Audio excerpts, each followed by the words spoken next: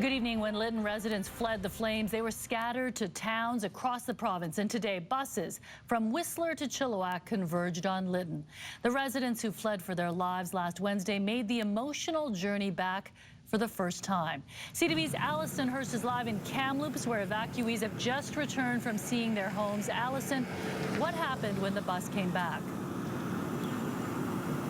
Mijung, it was quite an emotional moment when the bus rolled up. There was drumming happening, and then as everybody got off the bus, lots of hugging, holding each other a little longer, just sort of allowing what they had just been through to sink in that moment. We'll have more on that in a minute, but first, let's show you what they saw, because our cameras were also on a bus tour. Seeing the devastation and how little is left is not easy. Yards where homes once stood are now plots of land covered with debris. Just to see it with my own eyes rather than seeing it on TV, you know, it might bring a little bit more closure for me. Joseph Justice's feelings are shared by many evacuees as they board buses bound for Lytton. It's the first time home since June 30th, when fire raged through the village, destroying everything in its path and killing 2 of the community members. Emotionally, I'm okay. There's a point where you write off it. Assets don't mean anything. When Eric Seawick was escaping the flames, he was burned and had to find a place for cover as he feared for his life. Not see even this close. It was a complete, like a blanket, couldn't breathe. And no word of a lie, no exaggeration. I said, what a place for me to die.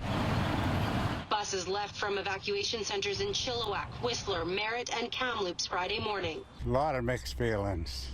It's sad to lose the whole community, or we just got our house paid off.